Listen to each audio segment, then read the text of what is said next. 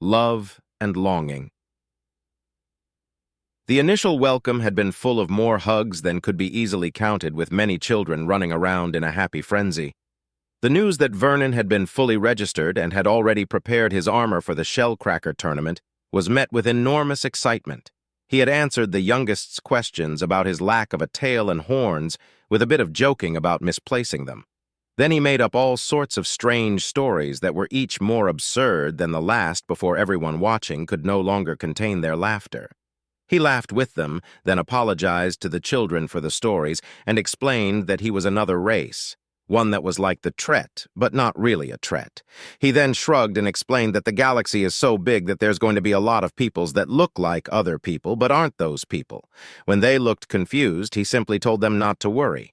So long as they're polite and well-meaning, most misunderstandings such as that could be brushed aside. He answers a few more questions before homing in on Chianoir. It's wonderful to see you again, but don't you think it's a little overdone to be a prince to match her princess? You're not a sorcerer of old young man. There's no need to put yourself in such danger, she says gently as he takes her a bit away from everyone else to speak with her. While the topic of sorcerers is fascinating, I actually want to talk to you about Miro Noir. Something's wrong and she won't tell me what. The most she said, while weeping no less, is that nothing's wrong and that's what's wrong. I couldn't really figure out what to do beyond bring her here to both distract her from her problems and get some help that she would trust to speak to or could understand exactly what that means. Vernon explains quickly and Chianoir's eyes go wide. I see. I'll speak with her. Hopefully it's just a misunderstanding. It's a bit of a family trait to get stuck on one or two problems and resolve to solve them in a certain way, even if it doesn't actually work that way, Chianoir says, and Vernon huffs in amusement. Something funny? You're not going to find an answer to that in my family. Shays are stupidly stubborn in our own ways. We say we're going to do something, and it takes a literal crowd arguing and personal enlightenment to make us change our minds. That sounds like personal experience. Not a happy memory. The personal enlightenment was me promising to myself to think things through clearly and reweigh the costs and benefits. The argument was my entire immediate family ganging up on me. I don't like to even remember it, to be honest. Sorry for bringing it up, he says, and she nods sympathetically. Oh no, don't you worry, I won't pry. Still, thank you for telling me. I'll help her through it, I promise. Chianoir promises him, and he nods gratefully. Thank you, he says before they both head back to the crowd. In less than 10 minutes, Chianoir's taken Miro Noir to a nearby room, even as Vernon shows off some little axiom tricks for the children. He's worried for you, you know, Chianoir says to her daughter, and Miro Noir looks startled. Pardon? He told me about your tears, about how nothing is wrong and that's what's wrong. What's troubling you? Why are you bemoaning your own happiness?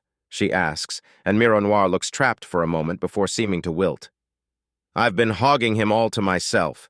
It's disgraceful. There are few enough men to go around, and I can't possibly justify keeping him all to myself. Tradition demands. Doesn't his race have a tradition of monogamy? Chianoir interrupts. Pardon? By tradition, you have to respect his culture as well, which says something utterly different, does it not? It does, Miro Noir says hesitatedly. Sweetheart, you're worried about losing his attention and getting lost in a crowd, aren't you? Of this wonderful time being a singular thing that will never return. Yes, Mother. It doesn't have to. You are the first wife, my Miro Noir. You and he are the ones who decides who comes into the marriage next, and most will ask you. Simply hold them to your own standard. There is no loss of honor trying to ensure that your sister wives are the best they can possibly be. Make that standard open, make it known, and most will simply not bother to try. Then recall that even if some girl meets all your standards, there is a final barrier for them to pass through. Vernon himself explained it to him, and I'm certain he'd agree. Chianoir explains, and Miro Noir's eyes light up, then dim somewhat. But where would I even begin? What could I possibly offer that an endless horde of other Apuk could, not to mention the other races? You're a battle princess, darling. That's a very, very exclusive standard to begin with. After that, I'm positive you'll find more, such as being well-traveled. You've gone to many worlds with your tournament winnings and holdings. That's a standard that cuts it down to nearly 1 in 20 battle princesses. Chianoir explains, and Mironoir looks very thoughtful. Not to mention the vast majority of princesses are already married. They even called me Mironoir the Matchless for how long it took me to find Vernon. You see, just because the problem is difficult does not mean the answer isn't simple. Chianoir says kindly and is wrapped up in a hug from her daughter. Now, let's get back to the others. Vernon will no doubt be thrilled that the problem is so simple to solve, she says before pulling out of the hug and leading the way to the rest of the family with a smile before pausing and giggling to herself. Mironoir's 2 youngest sisters, neither of them so much as 10 years old, are racing around on the ceiling. From the way their dresses and hair is falling upwards as well, they've somehow had their personal gravity reversed. A glance at Vernon, who is holding their shoes in his hands and visibly trying not to laugh, explains all but a single question. "So why on Serbo are you holding their shoes?" Chianoir asks him, and he shrugs. "Because dirty footprints on the ceiling is rather silly," he says, turning the shoes around to show that the girls have gone through mud again. "You 2 ready to come down?" he calls up to the girls.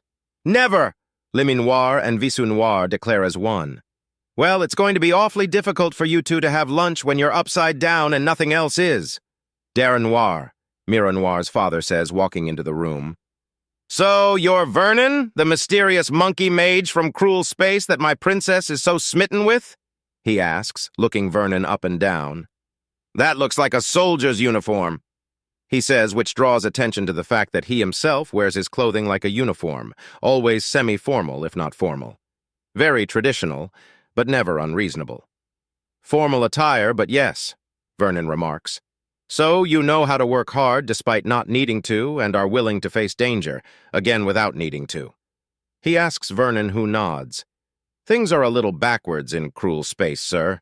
A man must work hard on Earth, lest he be a hindrance and should war break out at its men to the front. So, culturally, you're strong, independent, and self-reliant? I'm not seeing a downside. Still, get my daughters down, please. Lunch is ready," he says. And there's a sense of displacement as suddenly Liminoir and Visunoir are standing on the floor to either side of Vernon with amazed expressions on their faces. "What was that?" Liminoir asks. "That was so neat," Visunoir adds. "Just a basic bit of temporal location reorganization. Nothing to get too excited about," Vernon remarks with a grin. "Now how about that lunch?" Several hours later. "Every tree here is axiom-infused, just as you said," Vernon remarks as he reaches up his hand and a branch of the nearest tree, sensing his capacity, reaches back and entwines itself with his hand. Mironoir is stunned. The dark forests embracing them is usually the first sign of a sorcerer, that telltale detail in stories where sorcerers feign vulnerability or try to disguise themselves as women to pass unnoticed. This is the first time he's ever been among the enchanted woods. Yet it's already reaching back to him as if he had spent years within it. Wow. Just wow. His breath is stolen by something he's perceiving in the living wood they haven't even properly entered yet. What's going on? The whole forest is connected and aware. It's also connected to every other forest. It's watching, it's learning, it's growing in mind and body, but not in any way like you or I. He explains, looking towards her with wonder, which really gets her thinking. You know, if you really want to raise things to a standard no woman can touch, you could have, knowing the secrets of the forests as a requirement. Apparently, no Apuk woman has ever figured it out on her own, and the men are hush-hush about it. He explains further before his head snaps to the woods with a cross look on his face. "Oh, shut up!" he rebukes the wood itself. "I am not some cowering child looking for safety. I am here seeking knowledge to share with my people." The entire forest groans as Mironoir's jaw drops. Never has a sorcerer been anything but respectful and deferential to the forests. Many of them actively luring in more fire-prone Apuk who barely escape the grasping branches, only to realize that the forest itself had provoked her to devour the fire they had conjured to defend themselves. "So the forest actually understands you?" she asks him, and he turns to smile at her. "It understands you as well here." He holds out his hand entwined with the branch out to her. She reaches out and the branch retreats.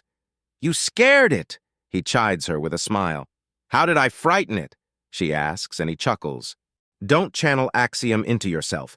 Reach out while only looking for it. Let the axiom flow around and through you rather than directing it at all times. He explains, and she gasps. But I'd never. No Apuk warrior ever ceases her channeling. It's deep in the bones. To cease channeling is to cease being a warrior, she exclaims, and the look of revelation on Vernon's face is astounding. And that's why everything is as the way it was. The forest retreats if you bring yourself to it, but if you try to bring in the forest, it flows easily, Vernon states, and no doubt he's going to be telling his friends about all this as well. So must you enter the forest? I am still willing to hike through the outskirts. She somewhat fibs as she eyes the nearly instant darkness that erupts. If Vernon needed her to brave the light and flame drinking shadows, she would, but no one wanted to. Certainly there wasn't an Apuk alive that didn't dream of rushing into a forest such as this to re-emerge carrying a bested sorcerer straight home. But Apuk men were rare enough, and sorcerers were rarer among the men than the men were among the Apuk. We don't have to go into the forest. Not only is every part of it connected, but they're connected to each other. I just need a few moments at the base of a tree to really get what I need. Preferably at the roots, he says. Just wait a minute, I'll be back before you know it, he says, leaning close to kiss her lightly on the cheek before vanishing and reappearing at the base of one of the massive gnarled trees. He takes a singular step upwards and onto a large, protruding root. He goes utterly still, and the forest does as well. The leaves cease to move in the wind. His hair ceases to move in the wind. The forest and her Vernon as part of it are frozen in a single moment in time. Then it all returns to normal, and he steps down with a huge grin on his face. He gives a slight nod to the woods and walks back at a respectful and sedate pace. What just happened? I just became a fully recognized sorcerer by the woods themselves, he says to her shock. How does that even work? It's out before she can stop herself. It's how sorcerers are made, apparently. The woods are old and wise. They teach those willing to listen. I listened, and so did the wood. In learning I have taught. In teaching I have learned, he says before leaning in to kiss her again, this time on the lips. Don't worry, I'm not changed. I've just shared some ideas with a very old scholar. Nothing more. Well, a sorcerer in the Broken Shell tournament. This will be a shell cracker to remember. She considers in amusement. Internally, it's all she can do not to scream in giddiness. He's a legitimate sorcerer, a straight-up out-of-the-old tales sorcerer, and she's his princess. She's a crusade and castle away from walking out of an ancient tapestry with him. Oh my, yes. But first, since we've come to a place I wanted to see, what do you want to see? He asks her.